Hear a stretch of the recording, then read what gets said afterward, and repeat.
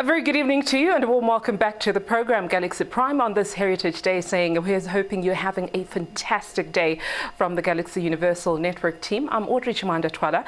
We're coming to you live from our Midrand studios here in Johannesburg. It's just gone after 6 p.m. Central African time. Now let's take a look at our top story. Things are going to change around here. This was the message that we got from President Cyril Ramaphosa today. He was keen to stress this on Heritage Day. He further says that he will make no apologies for upsetting people as South Africa confronts its historical injustices. The head of state, while delivering his Heritage Day message, said that the renaming of cities would be a huge part of helping to build a united Mzansi. And what is more, the president has an eye on the more problematic monuments that we've been seeing across the country. Let's take a listen into what the president had to say. France, in the UK, in Jamaica, in Angola, even in Palestine, East Jerusalem itself, are getting in on the craze of this Jerusalem song and dance. We're a nation of 11 official languages that also celebrates other languages commonly used by various communities in South Africa, including German, Greek, Gujarati, Hindi, Portuguese, Tamil, Telugu, and Urdu. We are a nation that steadfastly protects our other languages, Ngqu, Nama, isiHlubi, Khilebedu, and other indigenous languages facing extinction. Heritage is a source of identity and cohesion for our nation. It makes us who we are. Heritage shapes and molds us and gives us a sense of belonging. It is the inheritance passed down from generation to generation, linking the present.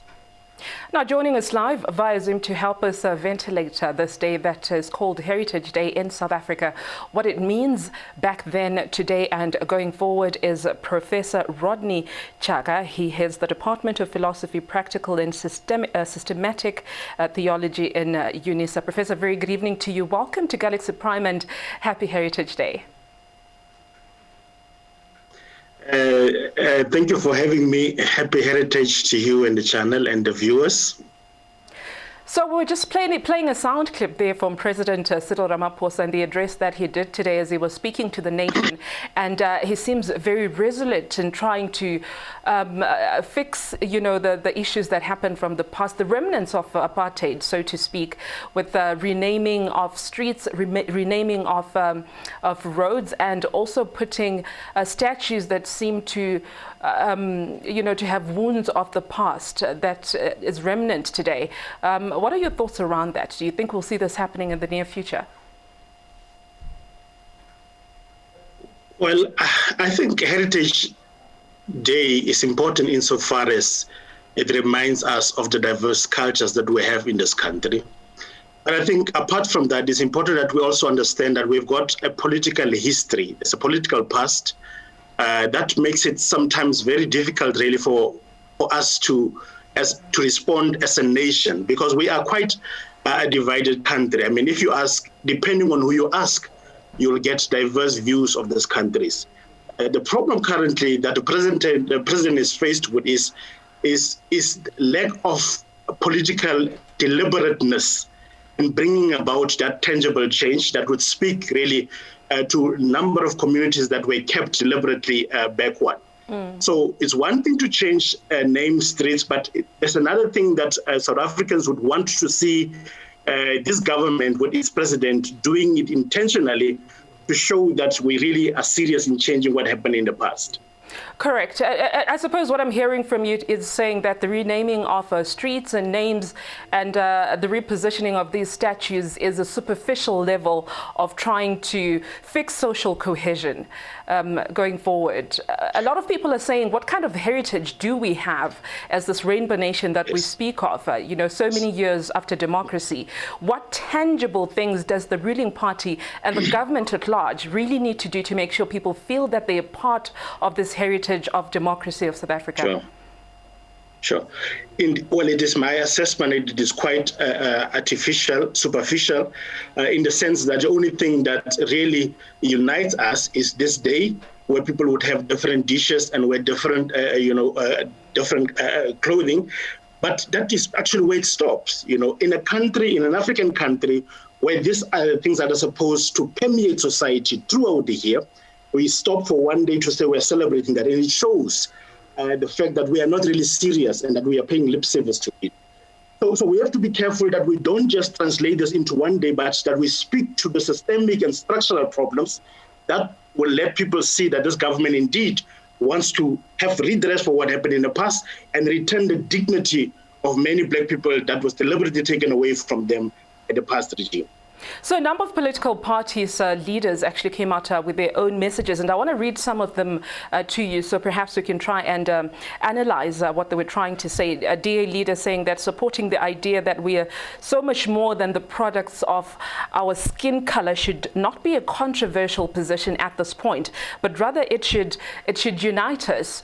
Perhaps, again, the DA not wanting to look at color and not wanting to look at race politics as a way of trying to unify the country. Your thoughts around that? You see, I'm not surprised by that, because you have to understand how did we come to have the South Africa that we inherit today, a negotiated settlement where you would have people that still are arrogantly insisting that their histories and their symbols are supposed to remain intact. So I'm not surprised by that. You'll also notice that the ones that are quick to point to how problematic our color is, are the ones that really has, benefited a lot in the past. So some people are quite uneasy when you say, but listen, there are things like black and white, and we have actually benefited, and some have not benefited from that. So I'm not quite, unsettled by that. I think we need to get to a deeper level where we speak to the structure and the systems that perpetuate the perception that one race is superior than other. We don't say that in our laws, but the attitude and the way that we behave clearly says that white life seem to be much more respected than black life. And so it goes also for cultures. Yes, that's, I suppose the economic freedom fighters resonate with what you're saying, because we heard Julius Malema saying there is no heritage to celebrate on Heritage Day, and hearing the president of the country saying let's all be united by this song that we take no credit away from. Obviously, it has been quite a phenomenon around the world. But when it comes to structural issues in the country that really need to make sure that they're put in place and reformed to make sure that everyone feels that they also part of the economy, which we really haven't seen happening in South Africa. Do you think perhaps the economic freedom fighters have something here in their rhetoric? Well, I think they've got something there, because you see, symbols, days that we all recognize and observe are supposed to conjure up particular feelings in people so that we can say we are a nation. But these don't do that. I mean, if you look at what it has become a bright day in some communities, for instance. So it speaks to the fact that it is just something that is cosmetic, that is intentionally meant for us not to think of where we come from as a people. So indeed, it does not conjure up a feeling of being a unified nation, and we are not. Because if you look at the economic disparities between black and white in this country, we certainly cannot be seen as that nation, as a nation that is one and unified.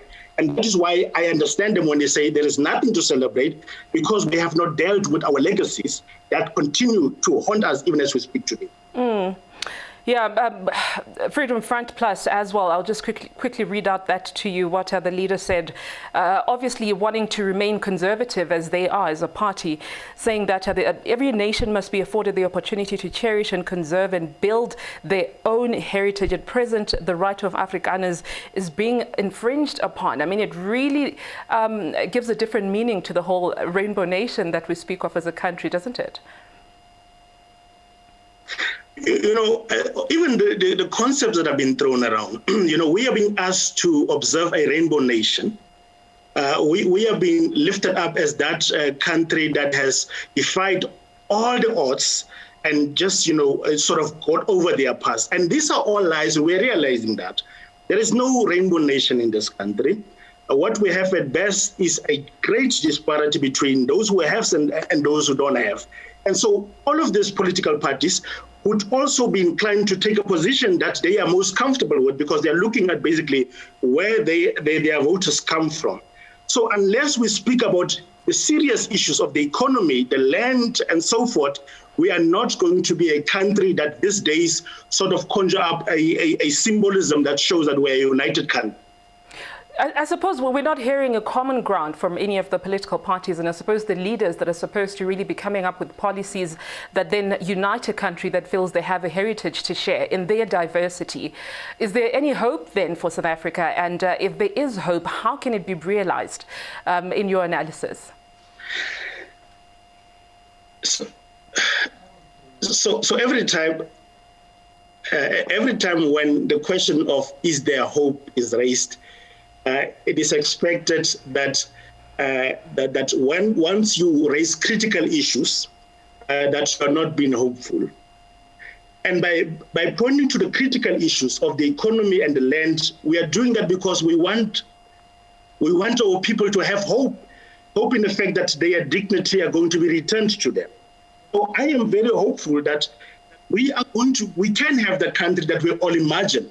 That will have to start with us being too quick in forgiving and dealing with issues of justice, because forgiveness and reconciliation must go hand in hand with justice as well.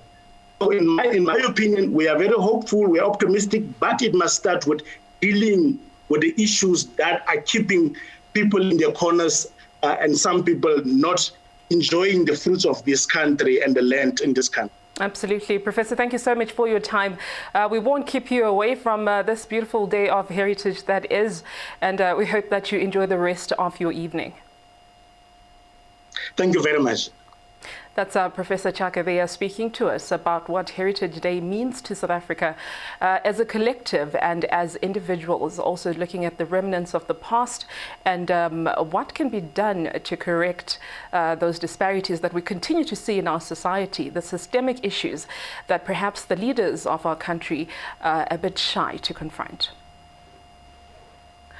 Now, once again, we take a look at some of the messages that came from the political party leaders from across the country. Some saying that they're committed to developing a culture of reconciliation, of human respect, and of personal growth. They want to promote and support worthy customs, protecting the plural nature of the society, and that our strength as a nation lies in our diversity. That was from the IFP statement today.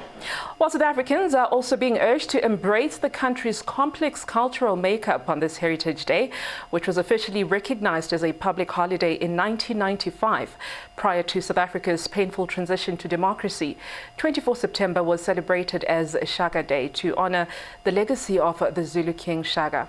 Now, during his latest address announcing the country's move to level 1 lockdown following 6 tumultuous months emanating from the coronavirus pandemic, President Cyril Ramaphosa called on all South Africans to celebrate Heritage Day with a musical phenomenon by asking everyone to take up the challenge. Well, South Africa responded to the president's call. Here's what happened from Cape Town, from the High Court, from prison inmates, and from traditional dancers. Enjoy.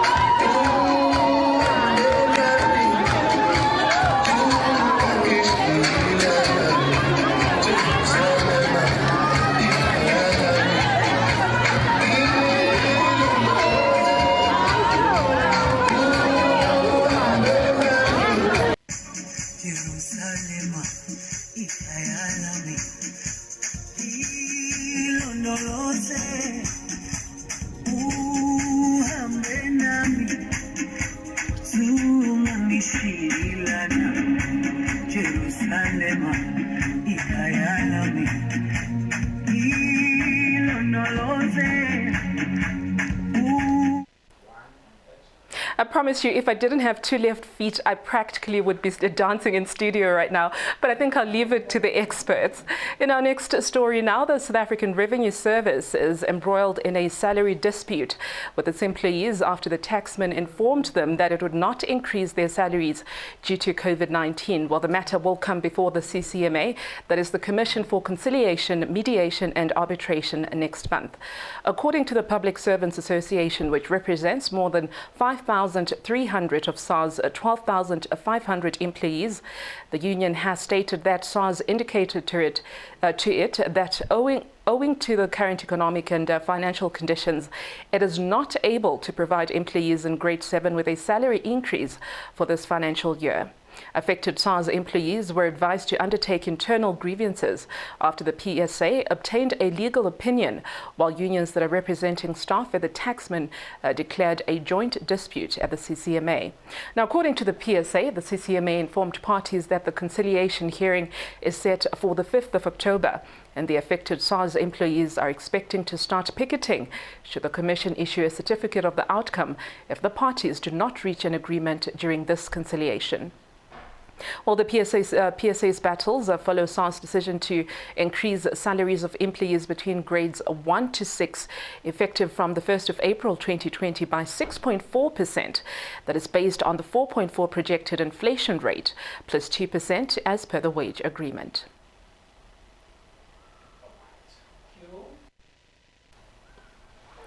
In other news now, the Jacob Zuma Foundation is tearing into the Zondo Commission. The foundation on Wednesday hit back at the State Capture Inquiry chairperson, that's Deputy Chief Justice Raymond Zondo, accusing him of being selective.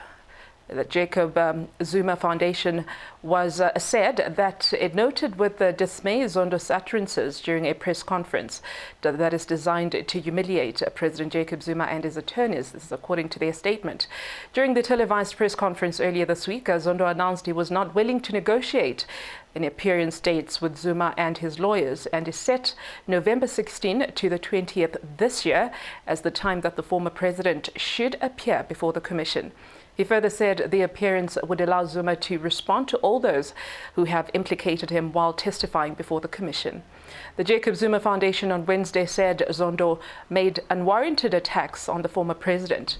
It further said Zondo could have waited for Zuma's legal representatives to respond to his instructions that only came on Friday before his media briefing on Monday. Well, a 16-year-old girl who was reported missing in Johannesburg last week was eventually found safe and sound at a restaurant having lunch with friends. According to Captain Divo Mlamu, the girl's phone had been off for a period of time. The Hawks Serious Organized Crime Trafficking in-person task team found the 16-year-old missing girl in Orlando East on Tuesday, the 22nd of September. According to Mlamu, the girl was reported as a missing person in Johannesburg by her family about a week ago. The investigating team followed information which led them to Cape Town, where she was suspected to have been. When the team searched in Cape Town, they received information that she was back in Johannesburg. She was eventually found safe at a restaurant having lunch with her friends. They say that procedurally, the girl will be given medical attention and they will take her to a place of safety for observation. The investigation will be looking into the circumstances surrounding her disappearance.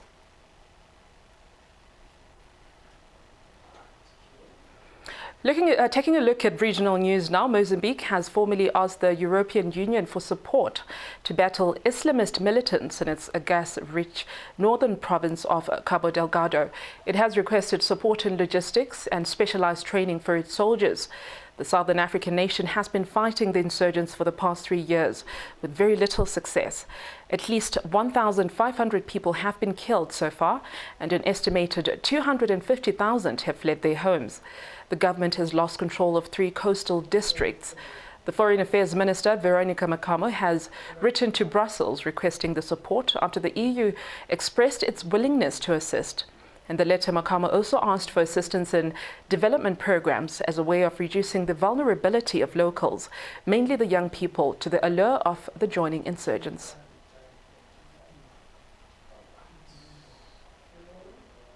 We go to Kenya now, where at least 15 top government officials and business people are to be recommended for prosecution. This in connection with the alleged theft of tens of millions of dollars that is meant for the purchase of COVID-19 medical supplies. Investigators have uncovered how the government tenders were handed out to politically connected individuals and businesses in breach of the procurement regulations.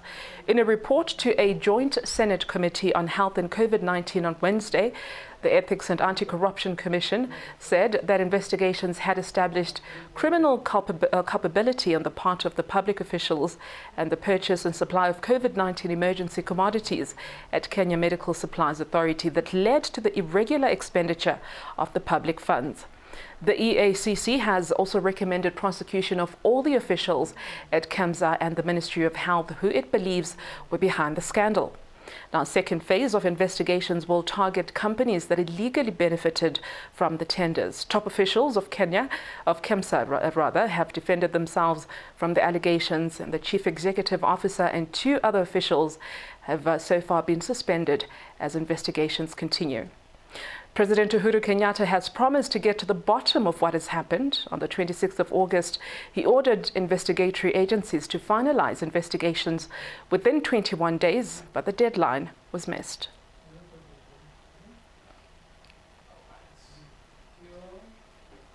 West African leaders have indicated that they might lift the sanctions that they have imposed on Mali, this following last month's coup.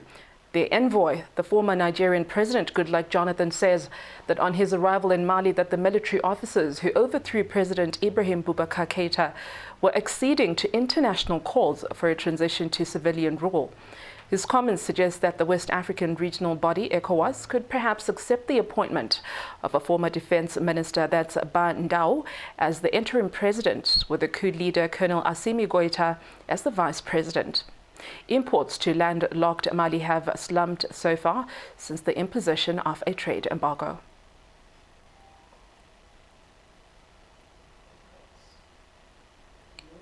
Taking a look at arts and culture now from across the continent, Nigerian star Yemi Alade has vowed to lend her voice to the vulnerable, including women, after she took on a new role in the United Nations. She says that women are among the 4 billion people that are trying to survive COVID-19 without any form of social protection. She was named the United Nations Development Programme Goodwill Ambassador on Wednesday.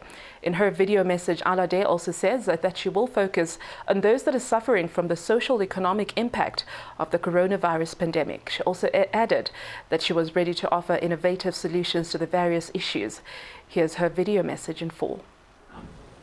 An agency whose core mission completely aligns with mine: to end poverty, to erase all forms of gender inequality, and also to live harmoniously with nature. COVID-19 has widened the gap between the rich and the poor. It is important now more than ever to not let the billions of the world's poorest population, the most vulnerable people, fall in the cracks of society. Women are among the 4 billion people who are trying to survive COVID-19 without any form of social protection. This is why I am so proud, super proud to join the UNDP. They offer innovative solutions that are good for the people, the planet, and they tackle the issues that we are facing at their source. And I look forward to lending my voice to those who are suffering the most from the social economic impact of COVID-19. I'm ready to pull up my sleeves and work hard hand in hand with UNDP to ensure a green and equitable recovery for all. It's the only way we can recover better and stronger. It's the only way we can achieve the sustainable development goals by 2030. And I'm super ready to give my all, my voice to the cause and the mission. That's a wrap up for Galaxy Prime for now. We'll take a very short break. Thereafter, we'll bring you more news and updates from Heritage Day. A number of events are going around the country, and the speeches that are being made by very prominent people that we'll be bringing you in a moment. So do stay tuned to the program. Violence and sexual abuse against children has become a major social challenge during the COVID-19 lockdown. We appeal to adults, parents and caregivers to be kind towards children during this lockdown and beyond. Give children the space they need to engage with their reading and learning activities. Do not hit them. Do not yell at them. They are equally frustrated. We urge you to listen, support and help the children to survive the COVID-19 lockdown. Report immediately any incident of sexual abuse. The Department of Basic Education. Every child is a national asset. Feel the heat. I love Adam Selman. The girls are really thin. I think it looks very glamorous from the outside. The life of a model in New York City. There is such cool prints. So many. You know, I'm buying this. Look at me and all the selfie sort of thing. Honestly, I didn't really know that was actually a job. It just didn't occur to me. Congratulations. Feel the excitement. Feel the heat with StarSat. Feel the heat. Chicken portions are an easy way to feed a crowd. I've just started to incorporate all my ingredients. We're going to put this inside of a hot cast iron skillet. You want to really fill up on great protein. It's now time to sample the chef's dish. Look at this. I know. Like that. Feel the excitement. The chicken is on the spot. Feel the heat with StarSat. Feel the heat.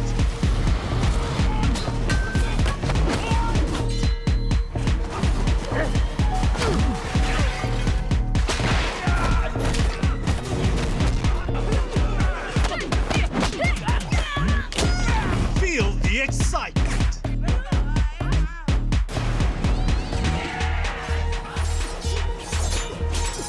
Feel the heat with StarSat. Challenge your ordinary. Experience the extraordinary. Not only the government, the municipality here has had no plan. Now, I believe that my peace is my most valuable asset. Absolutely beautiful!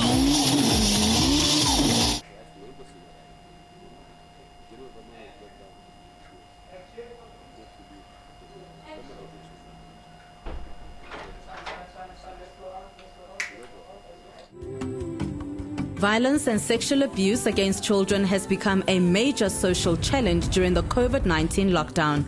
We appeal to adults, parents and caregivers to be kind towards children during this lockdown and beyond. Give children the space they need to engage with their reading and learning activities. Do not hit them. Do not yell at them. They are equally frustrated. We urge you to listen, support and help the children to survive the COVID-19 lockdown. Report immediately any incident of sexual abuse. The Department of Basic Education. Every child is a national asset. Welcome back to Galaxy Prime. Thank you for staying with us. If you have just joined us, I'm Audrey Chimanda-Twala, bringing you all the latest details today with regards to Heritage Day, particularly here in South Africa. Here's hoping you're enjoying with your family and friends wherever you are. We will cross live now to a public seminar that speaks about the post-colonial Zimbabwean experience and the lessons that the African National Congress can draw from that. We have very prominent speakers that are currently speaking at the moment, and that's Professor Ibo Mandaza and Paulo Jordan. Let's cross live to the proceedings. This slowly but surely degenerated in what I've described in my work on the political economy of Zimbabwe and the state as the rise of the securocrat state. The securocrat state in which the military became more and more dominant in post-independence. But in particular, when the military got involved in business at the beginning of the DRC war, where many of those, or the main leaders now in Zimbabwe, Emmerson Mnangagwa, the Minister of International Affairs, some of the Chiwenga himself, these people tasted the illicit dealings in the DRC. Its legion is documented in the UN, by the UN at the time, and South Africa has that background. Subsequently, when they got home, they got involved in mining. And Mugabe, in trying to buy the loyalty of the military, allowed the military into business. And it is now clear that one of the reasons for the coup in 2007 was in 2017, was the battle between the factions in ZANU-PF for the control of the mining sector. In particular, if you remember, there was a Chinese company, Anjin, which was in partnership with the military in the form of the Minister of Defense, then the Vice President Emmerson Mnangagwa, then the top brass, including Chiwenga. And it was clear by 2016 that there was a heavy leakage of diamond revenues. When Mugabe spoke of $15 billion having gone missing, the experts would say that was the understatement. Billions left the country and remain out there. And the leakage of our mineral resources has become a major feature. The cartels, the smuggling, the illicit dealings in which the military are central. I've just been told today, for example, in 2016, out of 100 tons of gold produced that year, 75% was illicitly smuggled into South Africa. So South Africa is a major source of the leakage of our mineral resources and revenues thereof. More important, the party, ZANU-PF, since the coup, a coup in which really it was a kind of a struggle between two factions of the party, in which the military became the prevailing force. The party has become an appendage of the military. And by that time, by 2017, ZANU-PF, unlike the ANC, had virtually lost the working class in 1999 with the formation of the MDC, had lost most of the intellectuals, those of us who had been in the liberation struggle and into independence in the 80s. Most of us are not to be seen anywhere near ZANU-PF. The party does not resemble in any way the liberation movement, notwithstanding its claims to be so. It has lost its soul long ago. This next lesson that I would want South Africans to understand is the need to safeguard democracy, the need to safeguard independent national institutions, the need to ensure that the military conforms to the Constitution. These are all very important, and we envy South Africa. And we want to congratulate you to the extent to which we have been able to create institutions such as Tulipa Dunsela, who did a good job, and to the extent to which you are able to sustain a level of tolerance of other political parties. In Zimbabwe, sadly, the executive is unaccountable, and as things stand now, the military pervades the executive itself. The legislature is not vibrant at all. It's largely an outcome of rigged elections. Since 2000, has become a major feature in which the military have been involved in all the disputed elections ever since 2000. You have a judiciary which is hardly independent when it should be actually the soul of the nation. It's a captured judiciary, no longer secret. The commissions, the gender commissions the Peace and Reconciliation Commission, all these are pervaded by the military, lacking in independence. They're not non-partisan. We have a mess, in effect. Lastly, one has to ask the big question, whether in our situation in Zimbabwe, if not also in South Africa, whether given the backdrop of post-liberation in Southern Africa so far, there is the inescapable conclusion that the African nationalist era, inclusive of the liberation movements, have long served their purpose as an agency for the attainment of political independence and or the formal end of apartheid. As a class project, it appears to me, the national liberation movement appears, certainly in Zimbabwe, both historically preempted and ideologically constrained from taking us further than we have come so far. And even that we have been so far is being depleted, and in Zimbabwe, certainly, it's in tatters. I'll stop there. Thank you. Wow, thank you so much for that provocation and the very informative presentation, Prof. Mandaza. I just want to highlight a few things that you've said. I think that most importantly is how interlinked the histories and the destinies of South Africa and Zimbabwe are. As you were speaking, I was reminded of a chapter in this book, The Future We Chose, edited by Busani Mlaweni, about it was released to commemorate the 100th anniversary of the ANC.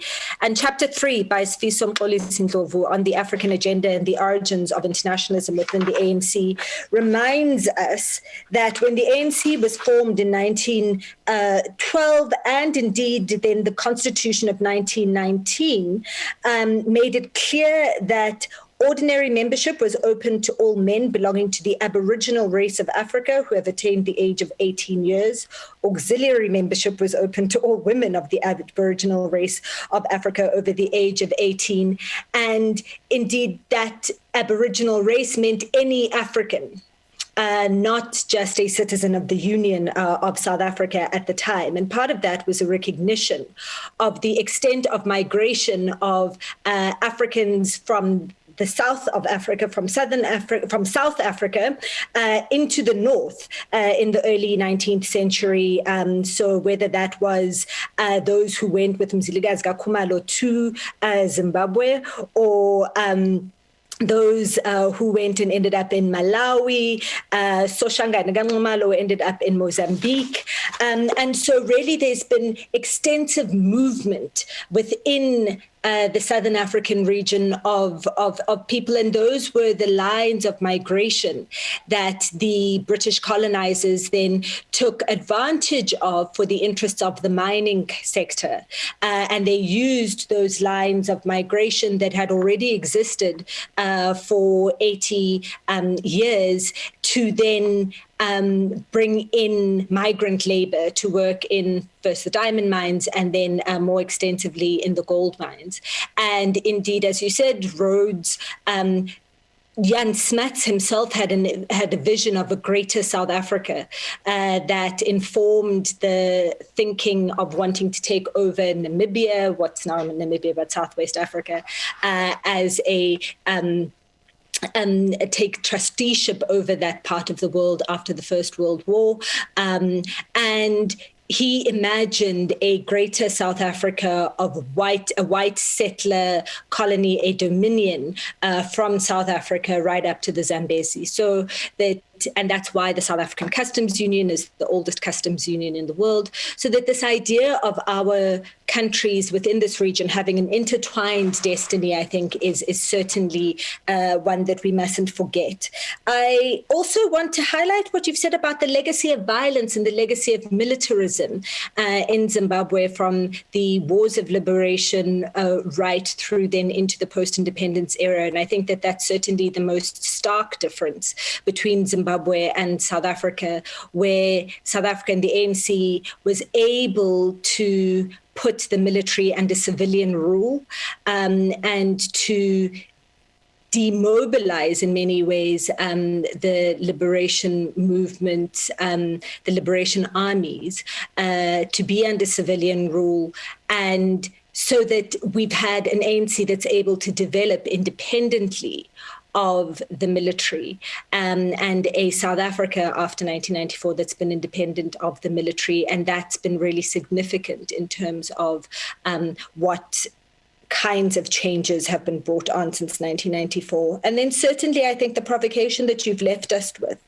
about whether the African nationalist liberation movements are still fit for purpose, whether they are still going to be able to lead our countries to the next level of both political and economic and social development is a really important one, and I think is something that we're also grappling with quite extensively here in South Africa. So thank you so much for those words. Comrade Pallo Jordan, I see you're on the call. Welcome. Thank you so much for being with us, and we look forward to hearing your insights now.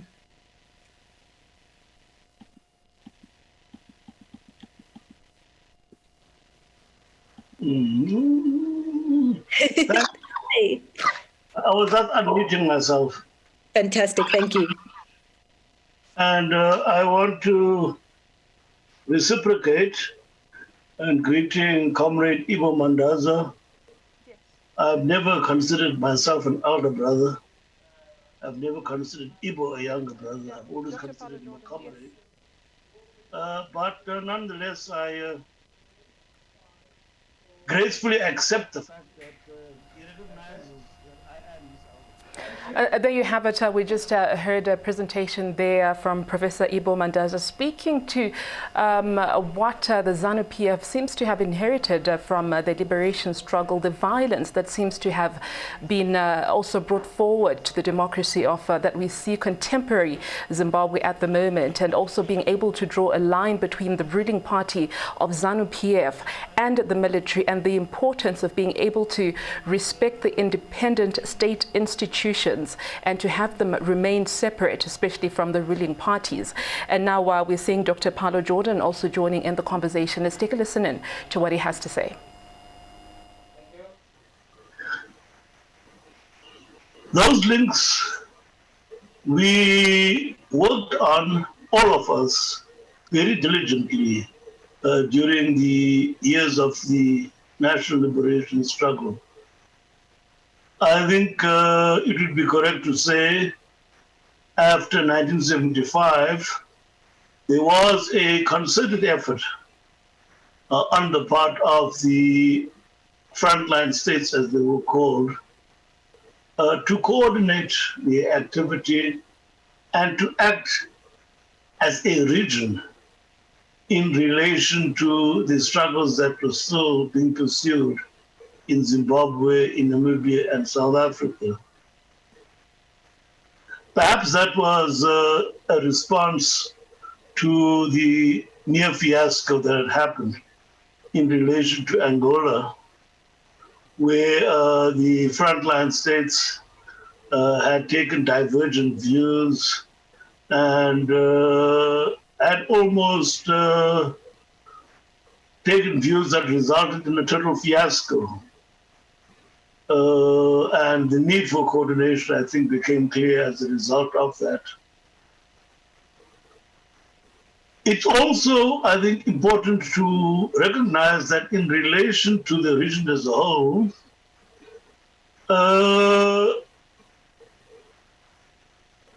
there was a tendency to treat the liberation struggles as regional issues rather than as national issues.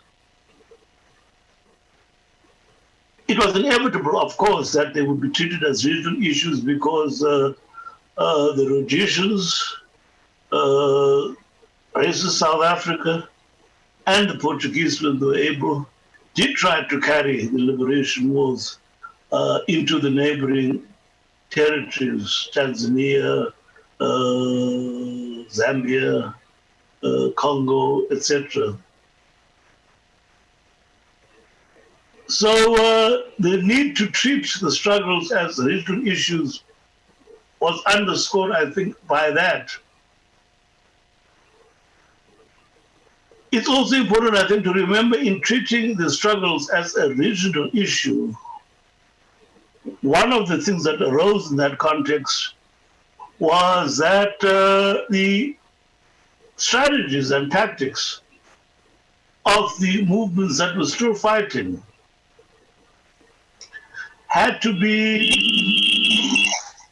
always weighed and measured the impact they would have on the region as a whole, rather than. This was true especially in relation to South Africa. This was especially true in relation to South Africa and Zimbabwe. After Zimbabwe became independent in 1980, it was clear to everyone in the region that it was just a matter of time before Namibia and South Africa won their freedom as well. And the leaders of the region felt that to expedite that, one needed to create an environment in which the whites in Namibia, the whites in South Africa, were not forced to feel that they have to die in the trenches. In other words, fight to the last drop. So it was found that, for example, the Zimbabwean liberation movement, having won independence, should restrain itself. The central issue in all the liberation movements in Southern Africa was, of course, land, and especially in Zimbabwe and Namibia, it was land. And it was found that no, Zimbabwe should restrain itself on the land question, because this will just strike terror into the hearts of the whites in Namibia and South Africa, and they feel they have to fight to the last man. So Zimbabwe was constrained. The same thing happened in relation to the other struggles that were happening.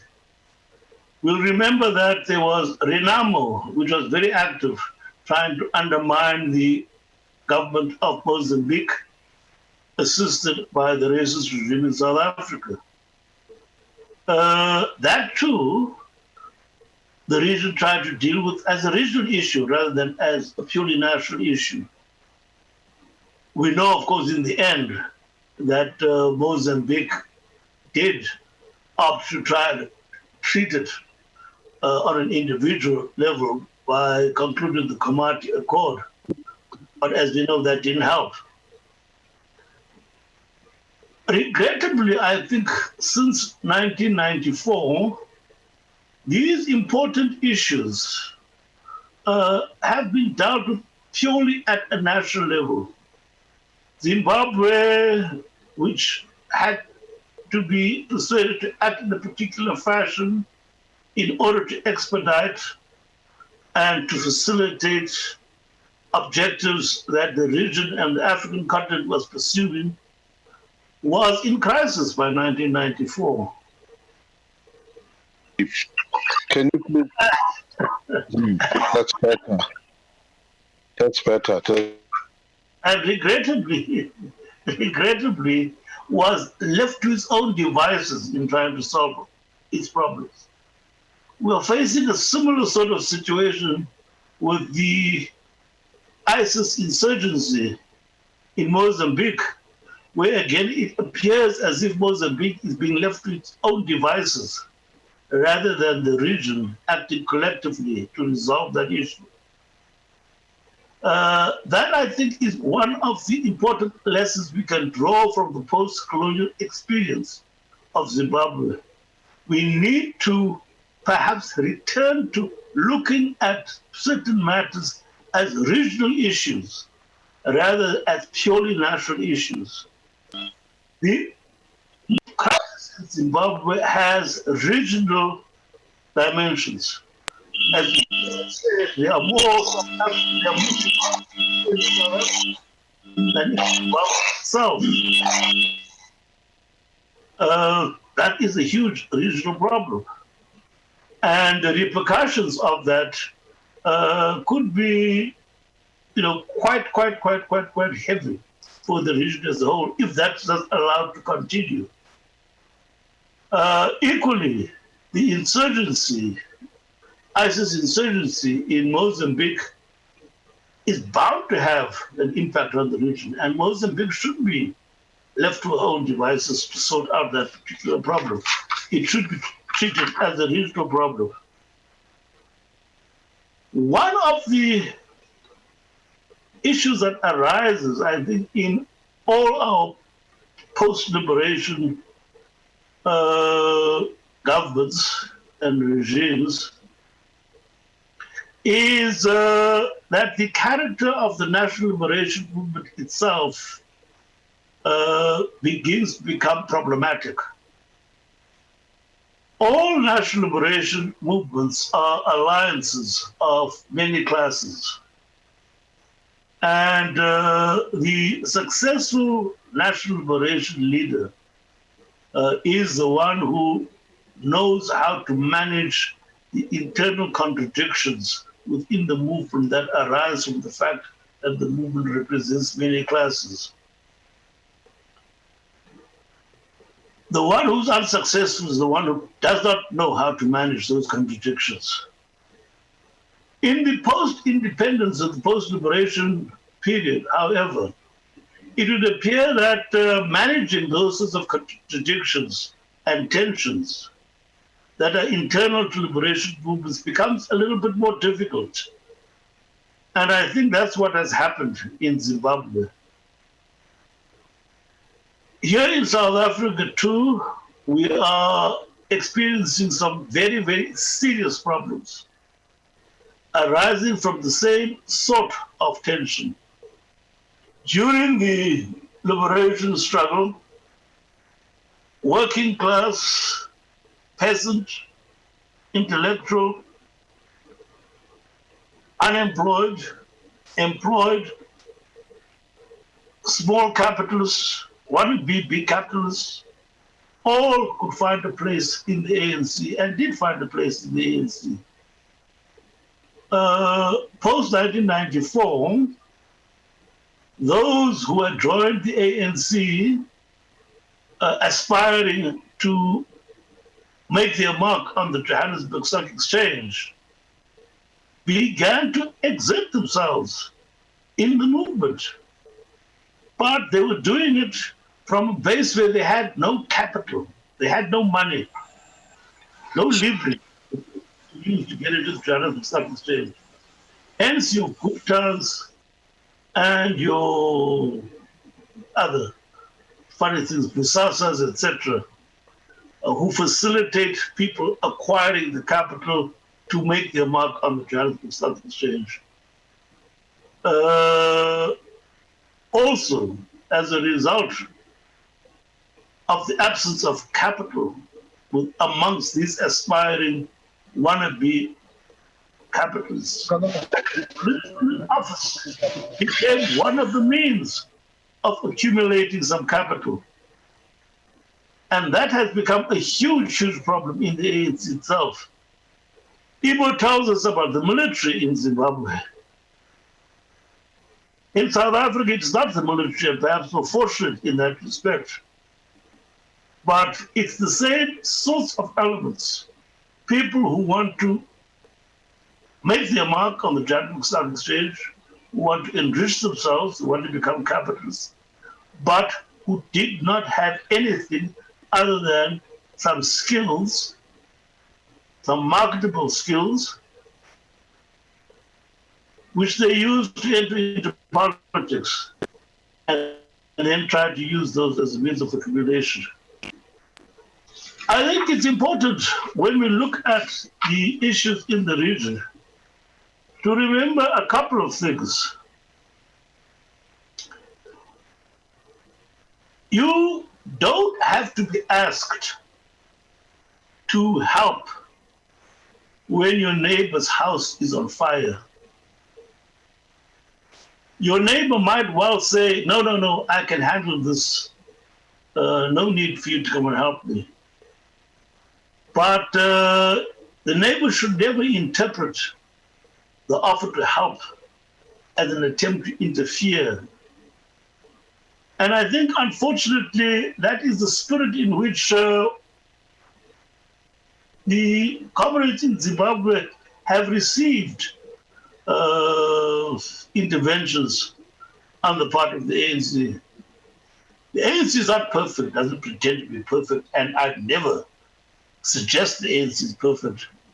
But I think the spirit in which the ANC delegation came to Zimbabwe was not to interfere in Zimbabwean affairs, but as a good neighbor seeing the house on fire and coming to help.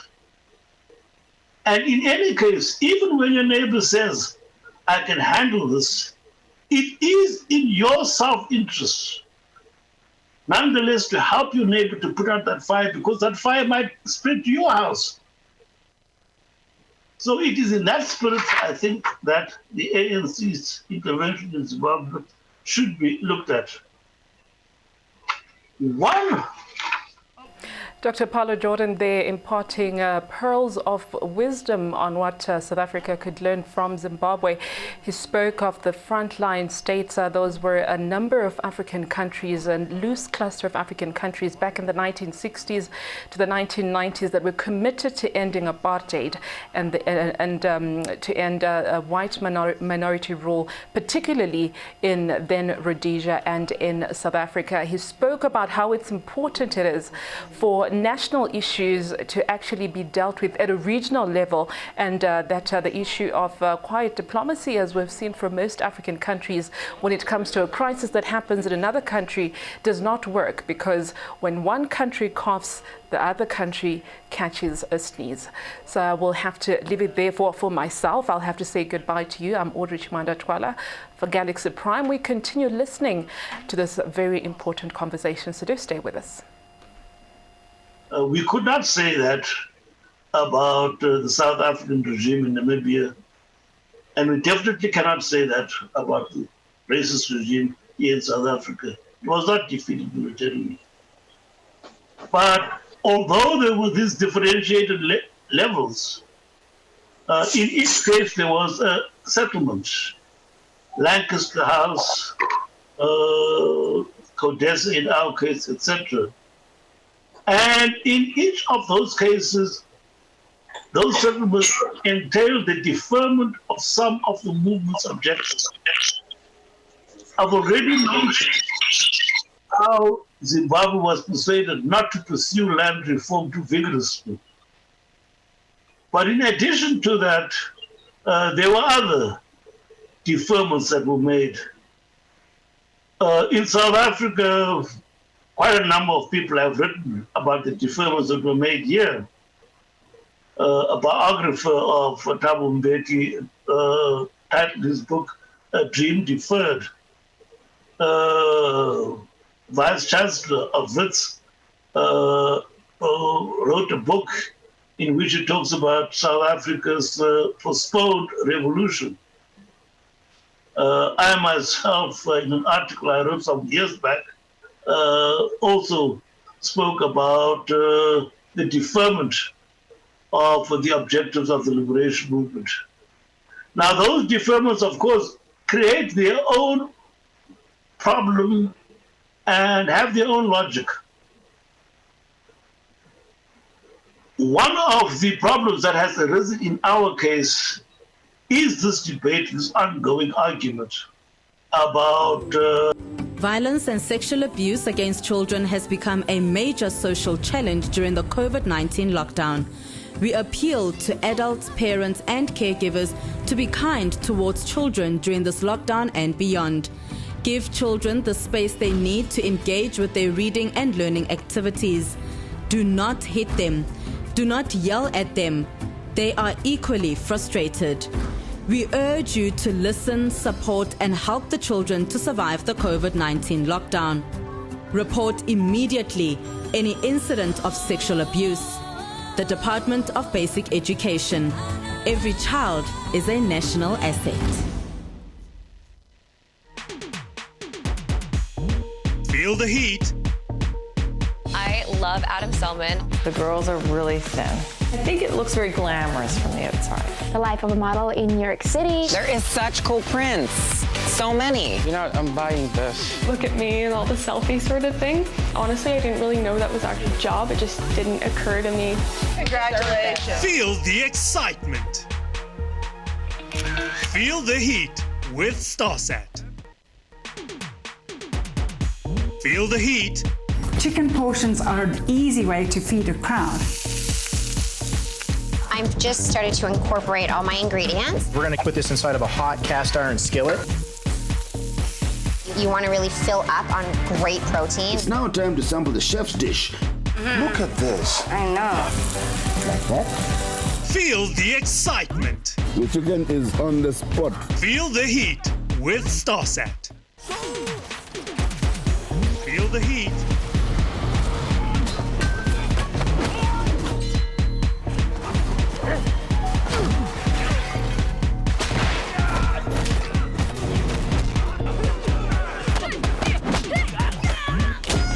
Feel the excitement.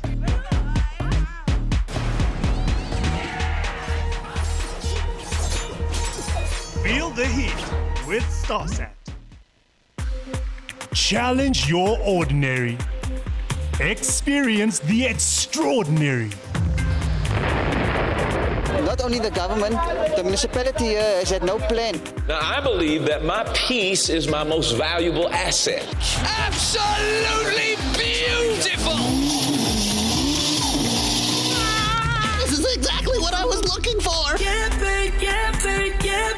DJ Khaled! It is a day to celebrate. We're ready for action. I like it when it's nice and soft. Yeah, that is nice. How was it like growing up in Nigeria? Yes, sir, you know what it is. Feeling is there that, you're doing something special. Stop being so dramatic, Mira. You should just be what you want to be.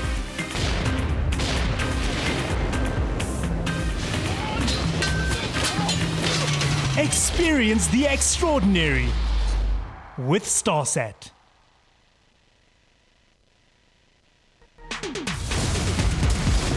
Feel the heat. Hold on. To make it through this journey alive, you're gonna need someone to teach you the ninja way. Don't just stand there, kill someone!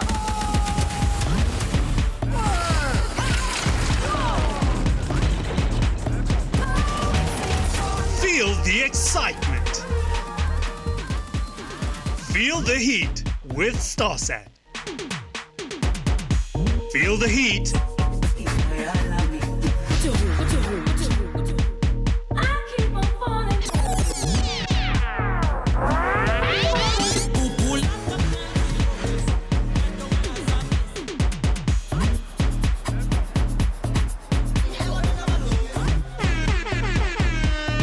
Feel the excitement.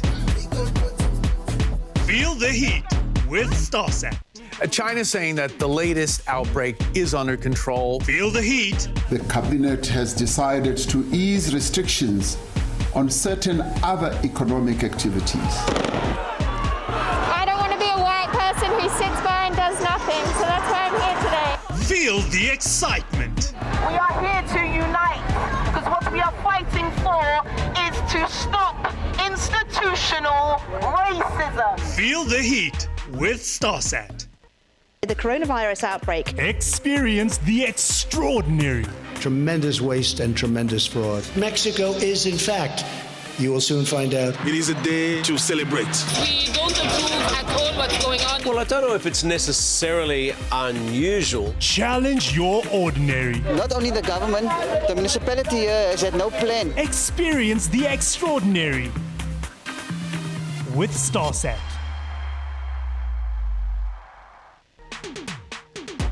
Feel the heat. You said you love me. I do. Sure. Yeah. Leave Brown's line. Oh, no, you don't. Get out of my way. Get out. That is an abomination.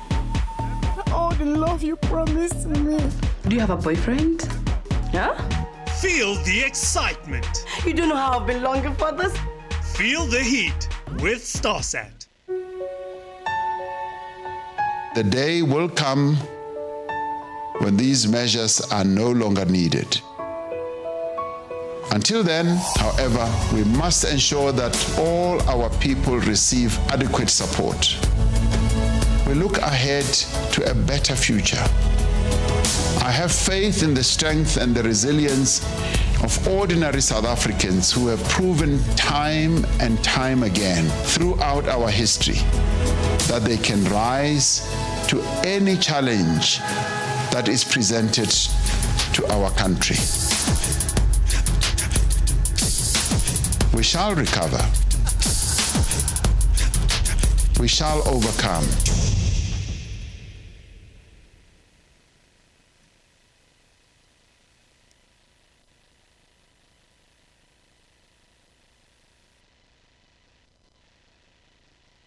God is so amazing. Feel the heat. The Bible says that through his death on the cross, we are now reconciled with our Father.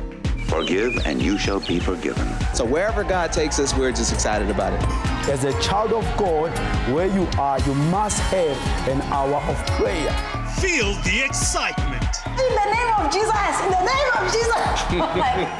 I believe that God is working right now. Feel the heat with StarSat.